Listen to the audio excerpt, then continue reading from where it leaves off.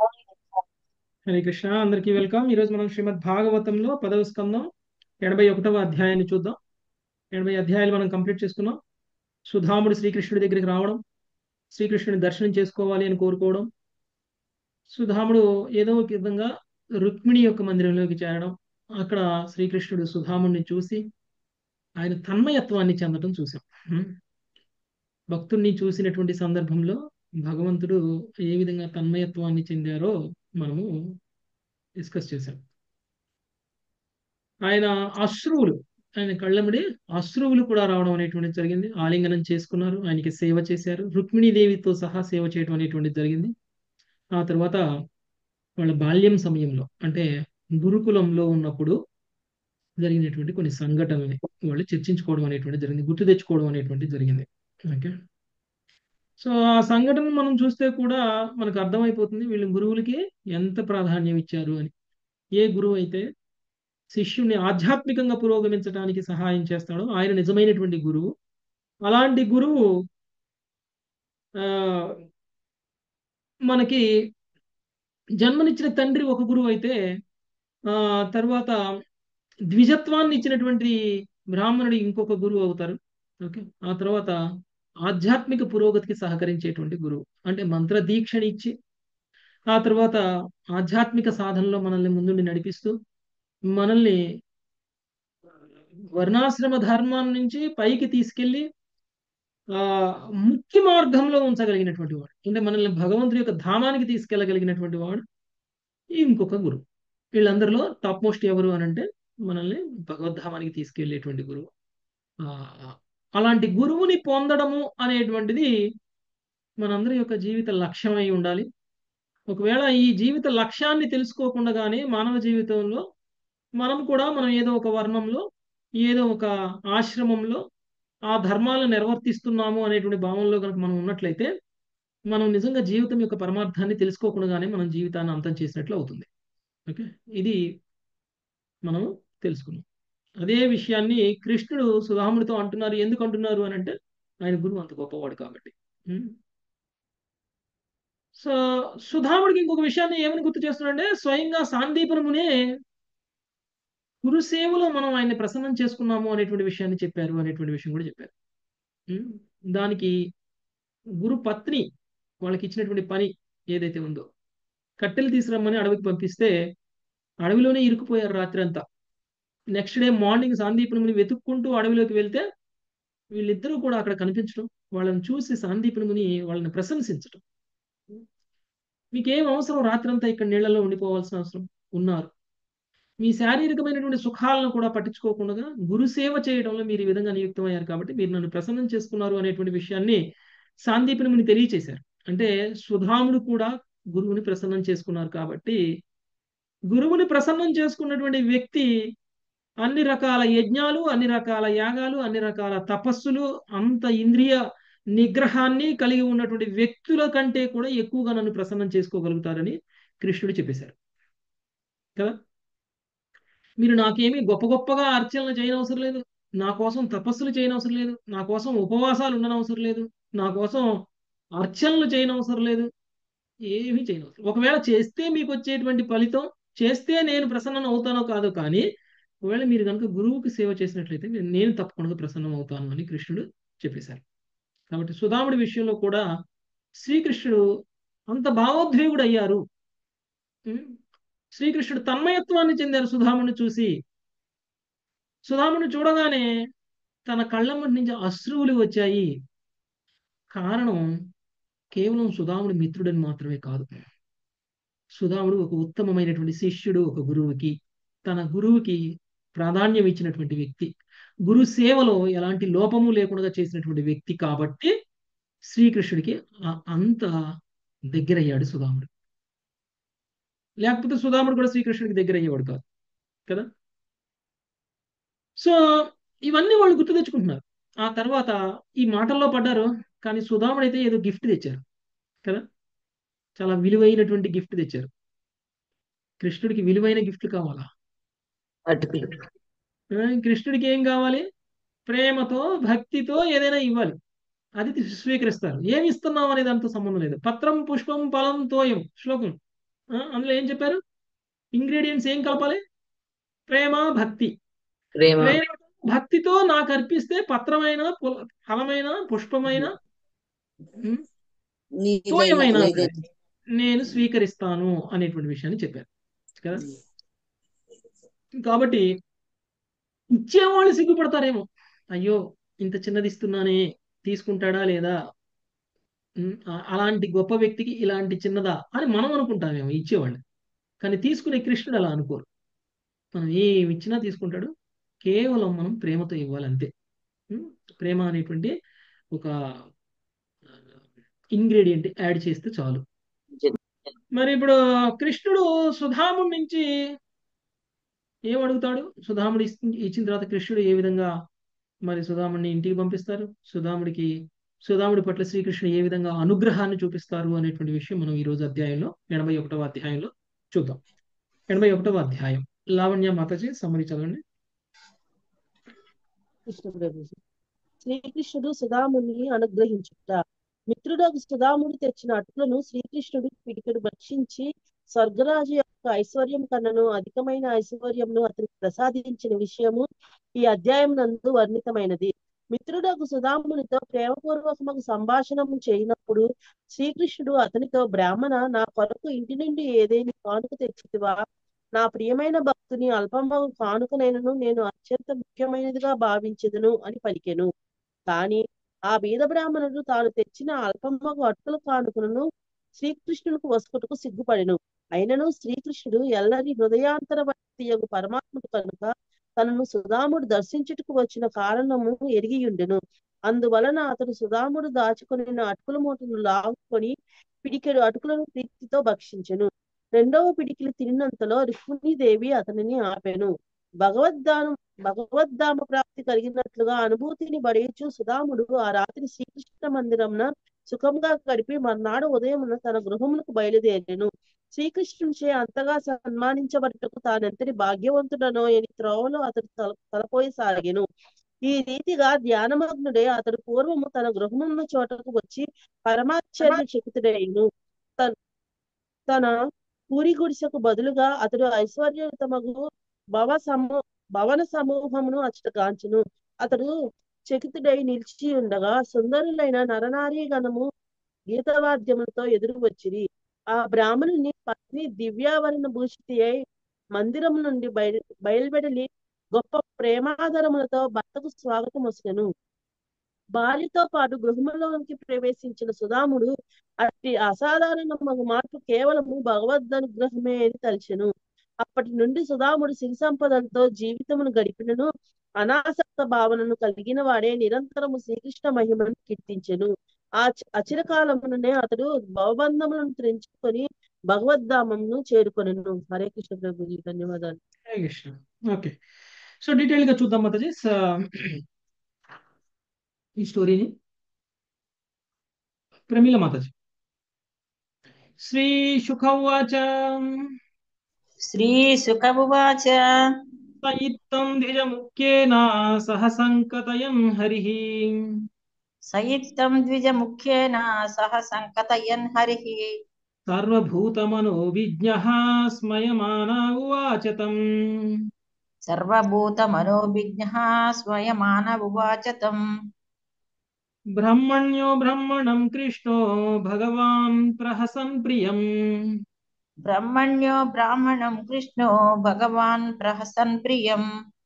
ప్రేమ్ణా నిరీక్షణేనైవ ప్రేక్షం ఖలు సతాం గతిః. ప్రేమ్ణాం నిరీక్షణేనైవ ప్రేక్షన్ ఖలు సతాం గతిః. సుఖదేవ్ గోస్వామి పలుకును. శ్రీకృష్ణుడు సకల జీవ హృదయాలను చక్కగా నెరిగినవాడు. అతడు బ్రాహ్మణుల ఎడ విశేషానురక్తుడు. సాధుజనగతి అయిన దేవదేవుడు ద్విజశ్రేష్ఠునితో ఆ రీతిగా మందహాసం చేయుచు అనురాగ వీక్షణములతో చూచుచు సంభాషించుచున్నవాడై పెద్దగా నవ్వి అతనితో ఇట్లు పలికెను.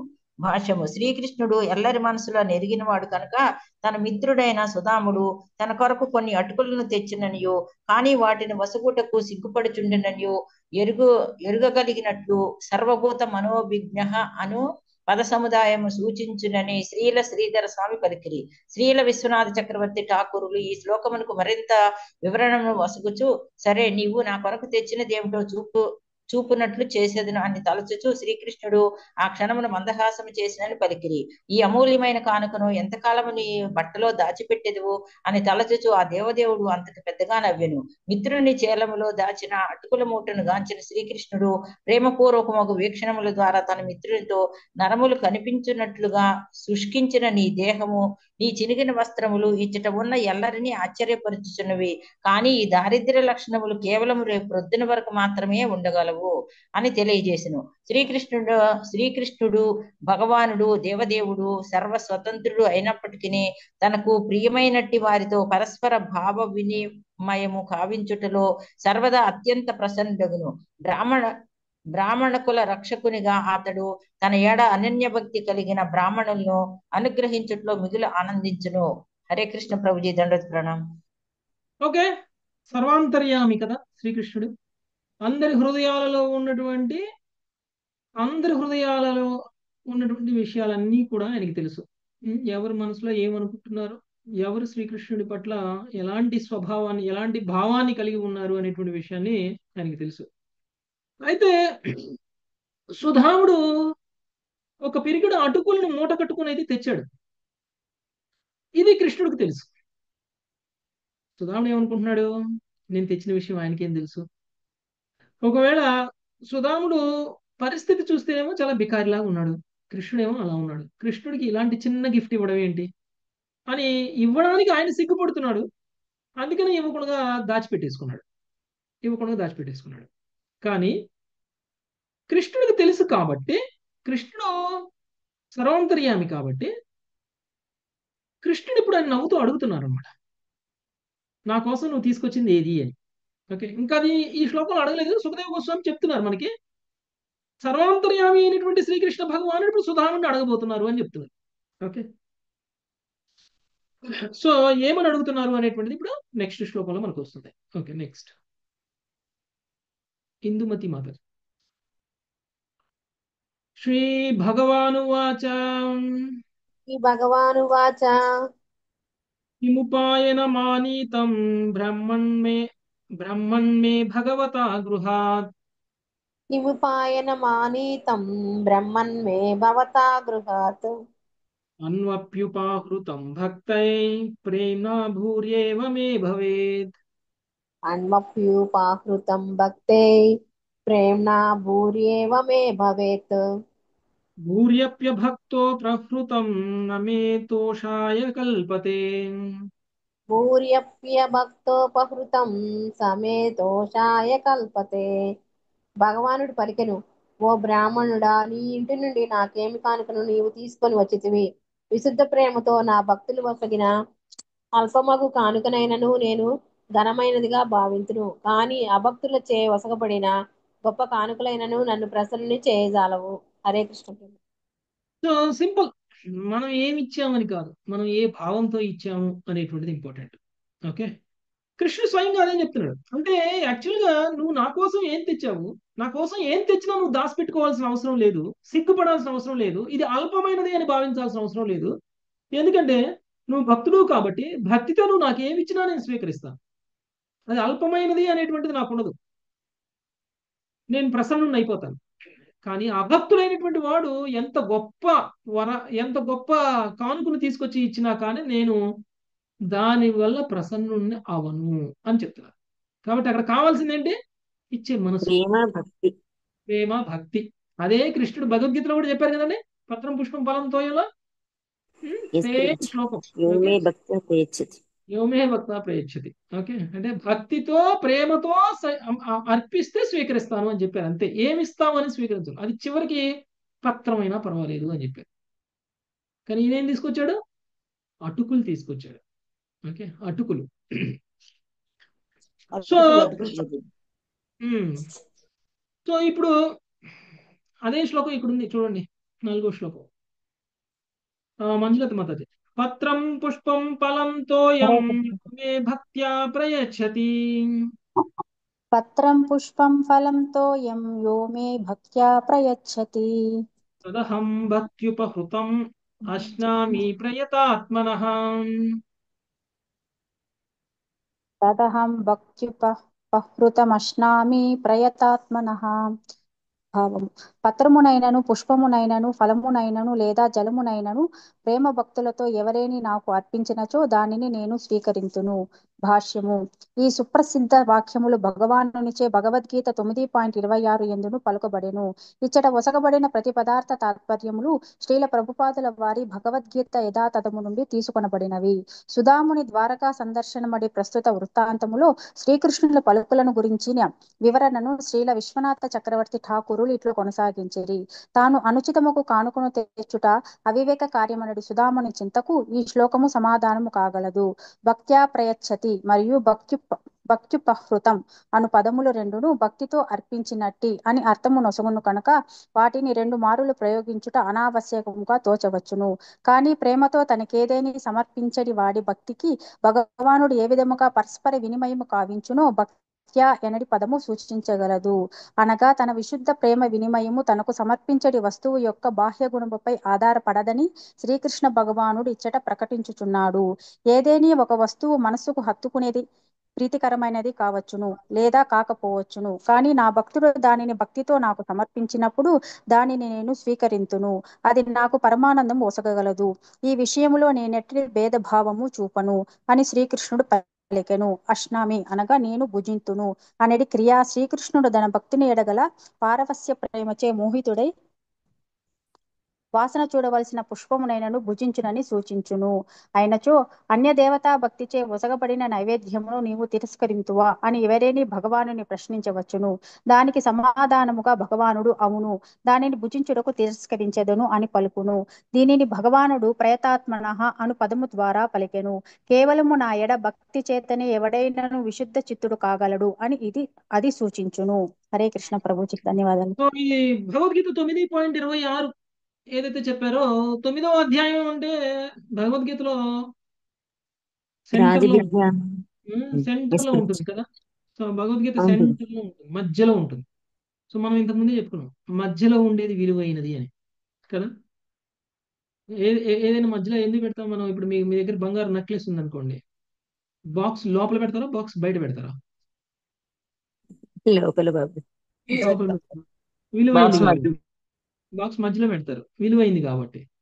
కాబట్టి భగవద్గీత మొత్తం 18 అధ్యాయాల్లో 9వ అధ్యాయం చాలా విలువైంది కదా. 9వ అధ్యాయంలో రహస్యాలు చాలా ఉన్నాయి. అందులో ఒక రహస్యం ఇది. ఓకే, కృష్ణుడు ఏదైనా స్వీకరించాలి అని అంటే కృష్ణుడికి ప్రేమతో భక్తితో పెట్టాలి, అర్పించాలి. అది ఏదైనా సరే. చివరికి వాసన చూసే పువ్వైనా సరే తినేస్తాను నేను అంటాడు కృష్ణుడు. ఓకే, స్వీకరిస్తాను నేను అని అన్నారు కదా. భుజించేస్తారు కృష్ణుడు ఏదైనా తన ముక్కు ద్వారానే భుజించేస్తారు. ఓకే, అంటే కావాల్సింది మనం ఎంత చిన్నదైనా సరే కానుక అనేటువంటిది కృష్ణుడికి ఇవ్వచ్చు ప్రేమతో ఇస్తే. అయితే మనం అందరికి రావచ్చు ప్రశ్న, గొప్ప గొప్ప వాళ్ళు గొప్ప గొప్పవి ఇస్తుంటారు, వాటిని మరి స్వీకరించరా అంటే కృష్ణుడు అన్నటువంటి మాటలను బట్టి చూస్తే ఎస్, స్వీకరించరు. దేవతలు సైతం ఒకవేళ గొప్ప కానుకలను తీసుకొచ్చి ఇస్తే కృష్ణుడికి ప్రేమ లేకుండా స్వీకరించరు. ప్రేమతోటి అతి చిన్న కానుకైనా సరే చాలా ఇష్టంగా స్వీకరిస్తారు కృష్ణుడు. ఓకే, అది. సో ఇది మనకు కూడా వర్తిస్తుంది కదండి. మనం కూడా ఆ ఎంత గొప్ప పరమాన్నం చేసి పెట్టినా కానీ మీరు ప్రేమతో నవ్వుతూ పెట్టలేదు అనుకోండి, మీ భర్తకి టేస్ట్ అనిపిస్తుందా? కొంచెం ఉప్పు తక్కువైనా పర్వాలేదు, కారం తక్కువైనా పర్వాలేదు, కూరలో రుచి లేకపోయినా పర్వాలేదు, కానీ మీరు ప్రేమతో పెట్టండి. వాళ్ళు ఏమి కొంచెం ఉప్పు తక్కువ వేసుకొని తినచ్చులే అంటారు. అదే మీరు చాలా గొప్పగా తయారు చేసి మొహం మార్చుకొని పెట్టేశారనుకోండి, 100 తిట్టిపోతారు అక్కడి నుంచి. ఎందుకు ఇలా చేసావు, నిద్రపోతున్నావా అన్నం వండేటప్పుడు, అది ఇది అంటారు. నేను అనలేండి. ప్రభుజీ అదే అంటున్నాను, అందరూ అంకల్ బాగానే పెడతారు ప్రభుజీ. అనకుండా ఎలా ఉంటాం మాది, అనకుండా ఎప్పుడు ఉంటాం, ఎలా ఉంటాం అంటాం. ఒక్కొక్కసారి అంటాం, ఒక్కొక్కసారి అనం. ఒక్కొక్కసారి ఆమె ఆశ్చర్యపోతే ఏంటి టేస్ట్ లేకపోయినా ఎలా తిన్నామంటది. అప్పుడేం అనము. ఒక్కొక్కసారి ప్రేమతో టేస్ట్ వడ్డిస్తారుగా అందుకని. ప్రార్థన వడ్డించారా మాతాజీ అప్పుడు? ఎస్. కాబట్టి ప్రేమ అనేటువంటిది చాలా చాలా ఇంపార్టెంట్. ప్రేమతో పెట్టినప్పుడు మనకి వంకలు కనిపించవు. ఓకే, నెక్స్ట్ 5వ శ్లోకం. హరే కృష్ణ ప్రభుజీ, ఇక్కడ వినిమయము అన్న పదం వాడారు ప్రభుజీ. వినిమయం అంటే ఇచ్చిపుచ్చుకోవడం. ఓకే, పరస్పరం ఇచ్చిపుచ్చుకోవడం. ఓకే, బిజినెస్ అన్న ఆ టైప్ లో రాదు అది బిజినెస్ ఎలా అవుతుంది? కృష్ణుడి పట్ల భావ వినిమయం బిజినెస్ అవుతుందా? లేదు ప్రభుజీ. ఇచ్చిపుచ్చుకోవడం. కృష్ణుడు కూడా స్పందిస్తారు భక్తులకి. అదే అంటే ప్రేమ నిరాకార బ్రహ్మము అనుకోండి, నిరాకార బ్రహ్మము అనుకోండి, నువ్వు ఏది పెట్టినా తినవు. అంటే వీళ్ళు ప్రభుజీ ప్రేమ ఫీలింగ్స్ ఉండవు, ఫీలింగ్సే ఉండవు. ప్రభుజీ ప్రేమ కృప అనుకోవచ్చా ప్రభుజీ? Prabhuji Yes, yes. అంటే మనం భావం. భక్తితో బాగా పెట్టాం అనుకోండి ప్రభుజీ, మన కోరికలు తీరుస్తారా? అంటే మనం ఇస్తున్నాము కోరికలతో పెడితే కోరికలు తీరుస్తారు. ఓకే. కోరికలతో పెడితే కోరికలు తీరుస్తారు, కానీ కోరికలతోనే పెట్టి భక్తి లేకుండా పెడితే స్వీకరించరు. ఓకే, అది. సో పెట్టచ్చు. కోరికలు ఉండి పెట్టాలంటే ఇప్పుడు 16 మాలలు జపం చేస్తూ గురుదీక్ష తీసుకొని ఇప్పుడు నేను కోరికలతో కృష్ణుడి దగ్గరికి వెళ్తాను అని అంటే ఇంకా మనం ఆ స్థాయికి రాలేదని అర్థం. ఓకే, గురువు మనల్ని కరుణించారు కాబట్టి మనకి దీక్ష వచ్చింది. లేకపోతే మనకి దీక్ష వచ్చేది కాదు కదా. అలానే కాదు ప్రభుజీ, ఇక్కడ వినిమయం అంటే మనకి వేరేగా పదం అర్థం వస్తుంది కదా. ఇక్కడ వినిమయం భావ వినిమయం. అది ఏ అర్థము అని ప్రభుజీ. భావ వినిమయమే. కృష్ణుడు ఇప్పుడు సుధాముడికి నాకు ఇది కావాలని ఏం అడగలేదు కృష్ణుడిని. ఈ మొత్తం చాప్టర్ లో సుధాముడిని పంపించింది తన భార్య. తన భార్య నువ్వు కృష్ణుడి దగ్గరికి వెళ్తే కృష్ణుడిని రక్షిస్తాడు, కృష్ణుడిని కాపాడుతాడు, కృష్ణుడికి సేవ చెయ్యి అని అన్నది. ఓకే, మన కష్టాలు తీరుస్తారు అని అన్నది. కరెక్టే, అక్కడ భౌతిక కోరిక ఉంది, కానీ పంపించింది కృష్ణుడి దగ్గరికే. కృష్ణుడి పట్ల కృష్ణుడిని చూడడం కోసమే వెళ్ళాడు, కానీ కృష్ణుడిని కోరడం కోసం వెళ్ళలేదు సుధాముడు. తన భార్య అయితే కోరడం కోసం పంపించింది, కానీ సుధాముడు అయితే కోరడం కోసం వెళ్ళలేదు. ఓకే, మొత్తం అధ్యాయం మొత్తం చదివిన తర్వాత కూడా మీకు అర్థమవుతుంది సుధాముడు ఏ కోరిక కోరడు.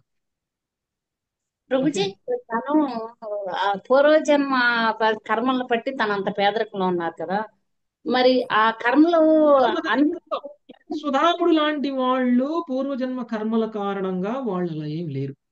మరి దరిద్రం అనిపిస్తున్నారు కదా ప్రభుజీ, అది ఎలా అనుకోవాలి మరి మనం? కృష్ణుడి యొక్క లీల భాగమే. యాక్చువల్ గా ఏం జరిగిందంటే ఒకసారి కృష్ణుడికి కృష్ణుడు వీళ్ళు అందరూ కలిసి ఆడుకుంటున్నప్పుడు ఈయన ఇంటి దగ్గర నుంచే కొంత తెచ్చుకున్నాడు తినడానికి. ఓకే, తెచ్చుకున్నప్పుడు అటుకులో లేకపోతే తినడానికి ఏదో తెచ్చుకున్నారు. ఓకే, లడ్డూనో ఏదో తెచ్చుకున్నారు. ఓకే, తెచ్చుకున్నప్పుడు ఆయన ఏమనుకున్నారంటే నేను కృష్ణుడితో కలిసి వెళ్తున్నాను కదా ఆడుకోవడానికి, సగం కృష్ణుడికి పెట్టి సగం నేను తింటాను అనుకున్నాడు వెళ్ళడానికంటే ముందే. ఓకే, సో మామూలుగా కృష్ణుడితో కలిసి ఆడుకునే వాళ్ళందరూ కూడా వాళ్ళు తెచ్చుకున్నది ప్రతిదీ కృష్ణుడికి పెడతారు. అలానే సుధాముడు కూడా సగం కృష్ణుడికి పెట్టి సగం నేను తినాలి అని అనుకున్నారు. అయితే ముందు ఏం చేశారు, ఇప్పుడే తినేయడం దేనికి, ఆడుకుందాం ఫస్ట్, ఆడుకున్న తర్వాత ఆకలిస్తుంది కదా అప్పుడు తిందాంలే అని అనుకున్నారు ఏమో. ఆయన ఆటలకని వెళ్ళిపోయిన తర్వాత మధ్యలో ఆ, నాకైతే ఆకలిస్తుంది నేను తినేయాలి అని చెప్పేసి తన తన హాఫ్ తాను తినేశాడు. తన సగం తాను తినేసి మిగిలిన సగం అట్లుంచాడు కృష్ణుడి కోసం. ఆ తర్వాత కూడా కృష్ణుడికి ఇంకా పెట్టలేదు. కృష్ణుడికి పెట్టే టైం వచ్చే లోపల ఆ సగం తినేసరికి ఆయనకి ఇంకా ఎక్కువ ఆకలేసింది. ఇంకా ఎక్కువ ఆకలేసింది. అయితే నేను కృష్ణుడి కోసం తెచ్చా అనే విషయం కృష్ణుడికి తెలియదు కదా. నాకైతే అంటే కృష్ణుడికి పెట్టకూడదనే ఉద్దేశంతో కాదు, కానీ తనకి ఎక్కువ ఆకలేసింది. తను ఇంకా తినాలనిపిస్తుంది, తనకి ఇంకా తినాలని ఉంది, ఆకలి తట్టుకోలేకపోతున్నాడు. అందుకనే సుధాముడు ఏం చేశాడు, కృష్ణుడి కోసం ఉంచిన ఆఫ్ను కూడా తినేశాడు. కృష్ణుడి ఆకలి చేశాడేమో కదా ప్రభుజీ. కృష్ణుడికి పెట్టలేదు ఆయన. అందువల్ల ఆయనకి సగం సమయం పాటు ఆయన జీవితంలో కొంచెం దారిద్ర్యం. ఓకే, లేకపోతే ఆయనకి ఏం దారిద్ర్యం అనుభవించాల్సిన అవసరం ఏం లేదు. ఓకే, కృష్ణుడికి పెట్టాల్సింది కృష్ణుడికి పెట్టకూడదు తానే తినేశాడు. అది కూడా కృష్ణుడికి పెట్టకూడదనే ఉద్దేశంతో కాదు, కృష్ణుడు వాటాన్ని తనకు ఆకలేస్తుందని తినేశాడు కాబట్టి. అది కూడా ఒక కథ. అది సుధాముడి యొక్క దారిద్ర్యానికి అది కూడా ఒక కారణం. ఓకే, పూర్వజన్మ కర్మల అంటే కృష్ణుడితో వచ్చిన వాళ్ళు ఎవరైనా కానీ సిద్ధ పురుషులే కానీ మనలాంటి బద్ధజీవులు కాదు. ఓకే, బద్ధజీవులందరూ కూడా కర్మబంధనాల కారణంగా వస్తారు. ఓకే, వీళ్ళు బద్ధజీవులు అనడానికి లేదు. ఆచార్యులు బద్ధజీవులు కాదు. ఓకే, కృష్ణ భక్తులు బద్ధజీవులు కాదు. తర్వాత కృష్ణుడి లీలలో భాగం పంచుకునేటువంటి వాళ్ళు ఎవరైనా బద్ధజీవులు కాదు. ఓకే, వాళ్ళందరూ కూడా గోలోకం నుంచి వచ్చిన వాళ్ళు. అంటే వాళ్ళు ఎలా ప్రభుజీ స్వామికి ప్రతిదీ ఏది మనం తీసుకుంటున్నా కూడా స్వామికి అర్పించే తీసుకోవాలని కూడా మళ్ళీ తెలుస్తుంది ప్రభుజీ. అర్పించి తీసుకోవాలి.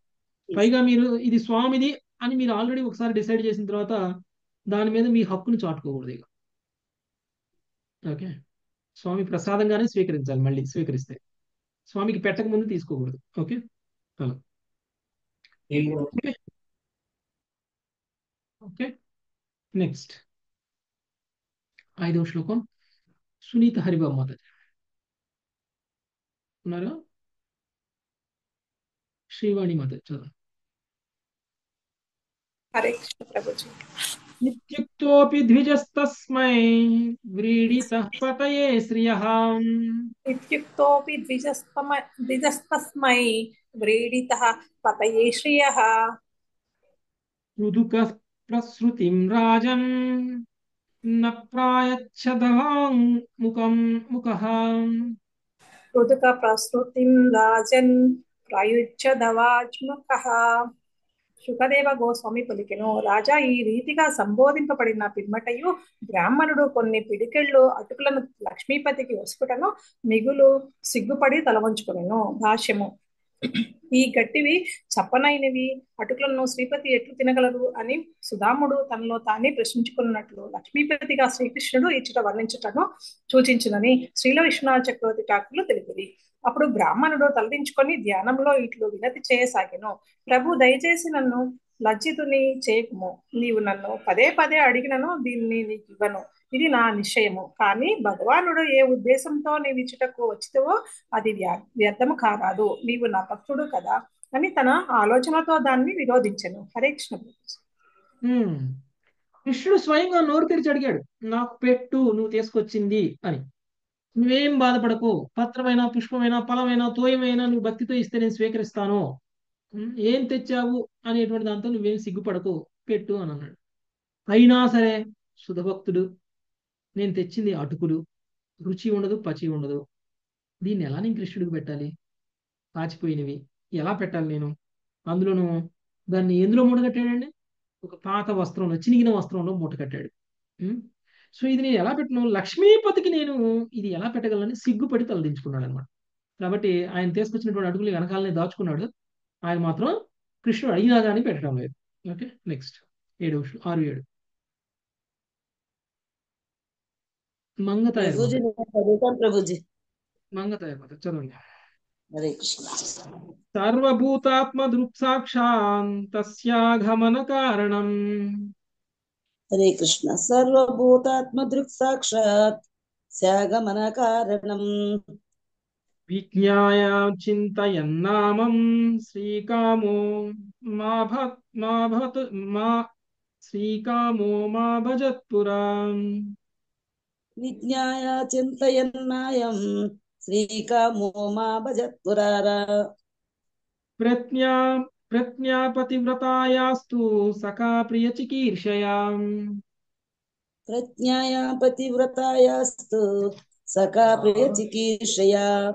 ప్రాప్తో మామస్య దాస్యామి సంపదో మర్త్య దుర్లభాం. ప్రాప్తో మామస్య దాస్యామి సంపదో మర్త్య దుర్లభాః. హరే కృష్ణ. సకల జీవ హృదయములందు ప్రత్యక్ష సాక్షినందున శ్రీకృష్ణుడు తన నిందలకు సుధాముడు చూడవచ్చును పూర్తిగా నెరిగి ఉండెను. అందువలన అతడు తనలో తాను నా మిత్రుడు పూర్వమెన్నడును ఐశ్వర్యవాంఛతో నన్ను అర్పించలేదు, కానీ ఇప్పుడు ప్రతివ్రతయగు తన పత్నిని సంతృప్తిపరచుటకై ఇతడు నా చెంతకు వచ్చినాడు. అమరులైన దేవతలకును దుర్లభము సంపదలను ఇతనికి వసగదనని తలచెను. భాష్యము. నేను సర్వజ్ఞుడైనప్పటికీ ఈ నా భక్తుడింతటి దారిద్ర్యమునకు లొసుకుట ఎట్లు జరిగినదని భగవానుడు క్షణమాత్రము దిగ్భ్రమకు లోనయ్యనని శ్రీల విశ్వనాథ చక్ర ఠాకూర్లు వ్యాఖ్యానించరి. పిదపాతడి వెంటనే పరిస్థితిని అర్థము చేసుకొని ఈ శ్లోకమునందు పలుకులను తనలో తాను పలికెను. కాని భక్తులకు వేరే కోరిక లేకపోయినప్పటికీ భగవత్ప్రేమకు ఉపఫలముగా సముచితముకు భోగము లభించను. కనుక సుధాముడు అంతగా దారిద్ర్యములకు గురి కాకుండా వలసినదని ఎవరేని పలకవచ్చును. ఇది భగవద్గీత 9.22 శ్లోకంలో ధృవపరచబడినది. అనన్యా చింతయంతో మాం ఏ జనాః పర్యుపాసతే తేషాం నితిభియుక్తానాం యోగక్షేమం వహామ్యహం. నా దివ్య రూపమును ధ్యానించుచు అనన్య భక్తి చే నన్ను సదా అర్పించు వారి యోగక్షేమను నేనే వహింతును. వారికి లేనివి సమకూర్చి ఉన్నవి సంరక్షింతును. ఈ విషయములకు సమాధానముగా విరక్తులకు 2 రకముల భక్తుల నడుమ భేదమును గమనించవలసి ఉన్నను. ఇంద్రియ భోగ విరోధులు ఒక రకము వారు, ఇంద్రియ భోగము పట్ల ఉదాసీనులు 2వ రకము వారు. లౌకిక భోగము పట్ల అత్యంత విరక్తుడైన భక్తునిపై భగవానుడు ఇంద్రియ భోగమును ఎన్నడను రుద్దడు. దీనిని జడభర్తుని వంటి మహావిరాగులైన వారిలో ఇది చూడవచ్చును. ఇంకొక ప్రక్క భగవానుడు లౌకిక విషయము పట్ల ఆకర్షితుడు గాని వికర్షితుడు గాని కానట్టు ప్రహ్లాదుని వంటి భక్తునికి అపారముకు సంపదలను బలమును వసగుచుండెను. జీవితములో ఈ క్షణము వరకు సుధాముడు ఇంద్రియ భోగమున పూర్తిగా విరక్తుడై ఉండెను.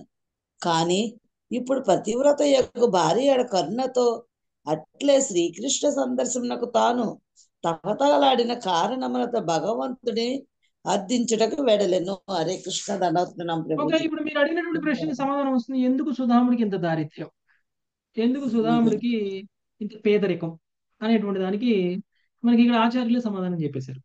ముందు కృష్ణుడు తన మనసులో ఏమనుకున్నాడు అనేటువంటి విషయాన్ని మనం అర్థం చేసుకున్నాం.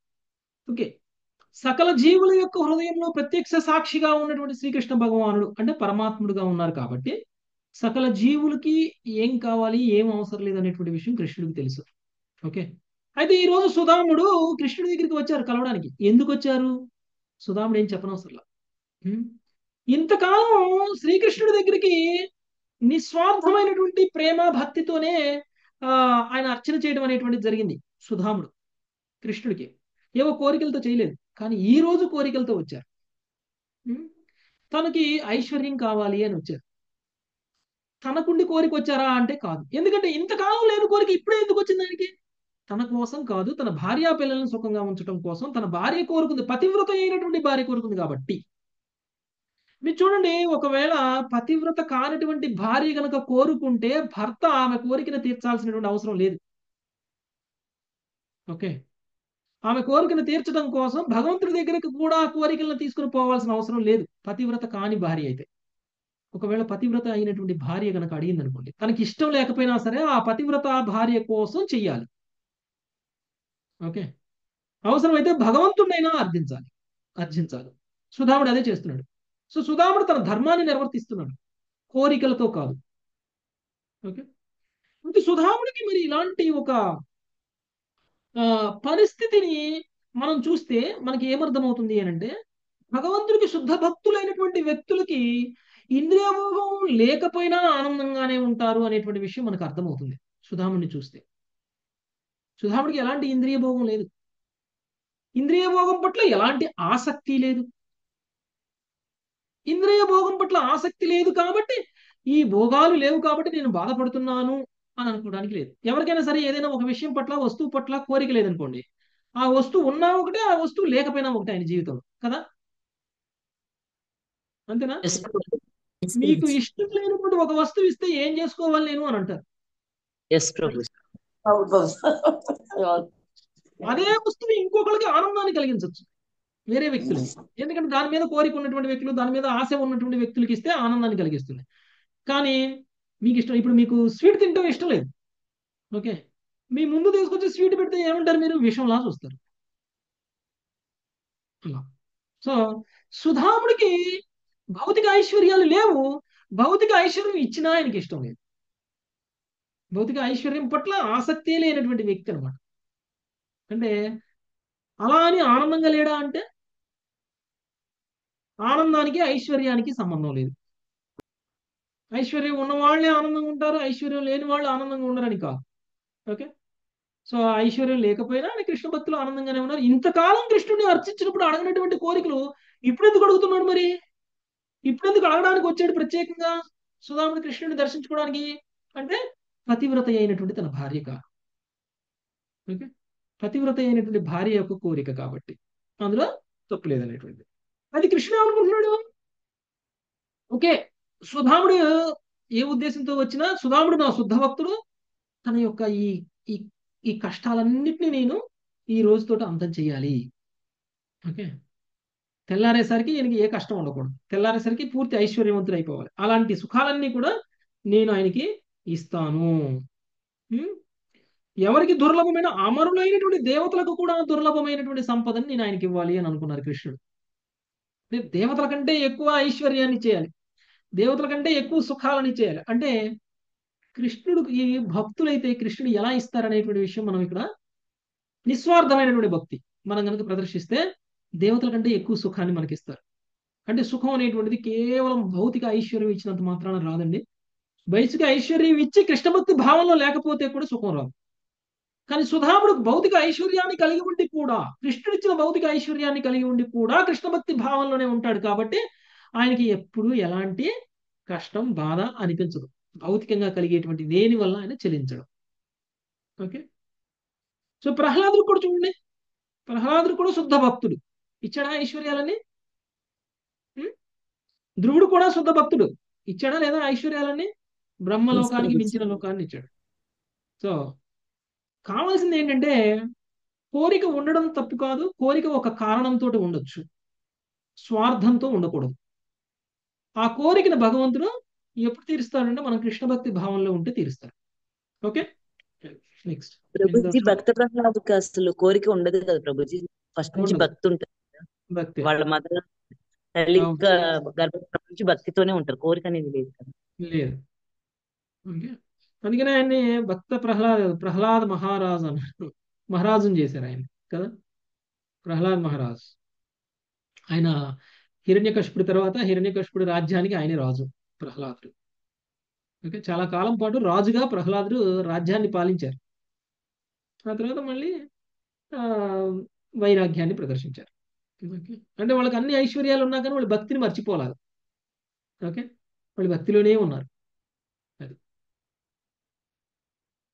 నెక్స్ట్ 8వ శ్లోకం శిరీషమతలు. ఇత్తం విచింత్య వసనాచ్చీరభద్ధాన్ ద్విజన్మనః ఇత్తం విచింత్య వసనాచ్చీరబద్ధాన్ ద్విజన్మనః స్వయం జహార కిమిదం ఇతి పృథకతండులాం స్వయం జహార కిమితి పృతుక తుండలాన్. భగవానుడు ఇట్లు తలచుచు బ్రాహ్మణుని వస్త్రములో నుండి ఒక పాత బట్టలో కట్టబడిన అటుకుల మూటను పట్టుకొని ఇది ఏమి అని పలికెను. హరే కృష్ణ ప్రభుజీ. సో ఈయనేమో ఇవ్వట్లేదు, ఆయనేమో అడుగుతున్నాడు. మనసులో అయితే ఈయన కోరికని తీర్చేయాలి అని అనుకున్నాడు. అందుకు సుధాముడి దగ్గర పాత బట్టలో ఉన్నటువంటి మూటలాగా కట్టినటువంటి దాన్ని చూసి ఇది ఏంటిది అని అడిగారు. అంటే ఆయన అందరికి ఆయన ఇవ్వట్లేదు కాబట్టి ఈయనందరికి ఈయన తీసుకోవాలి అనేటువంటి ప్రయత్నం చేస్తున్నారు అనమాట. ఓకే. నెక్స్ట్ 9వ శ్లోకం శేషరత్నం మొదటి. తదుపనీతం మే పరమ ప్రీణనం సఖే నన్వేతు పదదుపనీతం మే పరమే ప్రణీనం సఖే తత్పయంత్యంఘమాం విశ్వం ఏతే పృథకతుండలం అయంత్యంగమాం విశ్వే మేతే పృథుకుండలాః. మిత్రమా, వీటిని నా కొరకే నీవు తెచ్చితివా? ఇవి నాకు పరమ ప్రీతిని చేకూర్చగలవు. నిజమునకు ఈ అటుకులు కేవలము నన్నే కాదు సమస్త విశ్వమును కూడా సంతృప్తి పెరగగలవు. ప్రభుపాదుల భాషం. దేవాది దేవుడు శ్రీకృష్ణ భగవానుడు అని గ్రంథముల శ్రీల ప్రభుపాదుల వారి విషయమును ఇట్లు వ్యాఖ్యానించింది. సమస్తమునకు అధికారణమైనందున శ్రీకృష్ణుడికే సమస్త సృష్టికి మూలం అని ఈ వాక్యము నుండి తెలుసుకొనవచ్చును. చెట్టు మూలమునకు పోసిన నీరు శీఘ్రమే వృక్షమునందలి ప్రతిభాగమునకు చేరినట్లు శ్రీకృష్ణుడు కల్పించిన ధైర్యమును లేదా శ్రీకృష్ణుని కొరకు చేసిన ఏ కార్యమైనను ఎల్లరి కొరకు చేయబడిన మహోన్నత సంక్షేమ కార్యముగా పరిగణింపబడును. ఎలైనా అట్టి సమర్పణము యొక్క లాభము సృష్టి అందంతటను పంచబడగలదు. ఆ విధముగా కృష్ణ ప్రేమ సకల జీవులకు పంచబడును. హరే కృష్ణ ప్రభు తండ్రి. ఓకే. సో మిత్రమా, నీవు నా కొడుకే తెచ్చావా ఈ మూటని? నువ్వు తెచ్చినటువంటి ఏదైతే తీసుకొచ్చావో అవి నాకు పరమ ప్రీతిని చేకూర్చగలవు. నిజానికి నాకు మాత్రమే కాదు, ఈ అటుకులు సమస్త విశ్వాన్ని కూడా సంతృప్తి పరచగలవు అనేటువంటి విషయాన్ని చెప్తున్నారు. అంటే నువ్వు తీసుకొచ్చింది చిన్నది తక్కువది అని నువ్వేం భావించకు. నేను తింటే నాకు సంతృప్తి కలుగుతుంది. కృష్ణుడు తింటే సంతృప్తి కలిగితే సమస్త విశ్వం కూడా సంతృప్తి చెందినట్లే. ఓకే, అదే కృష్ణ భక్తిలో ఉన్నటువంటి గొప్పతనం.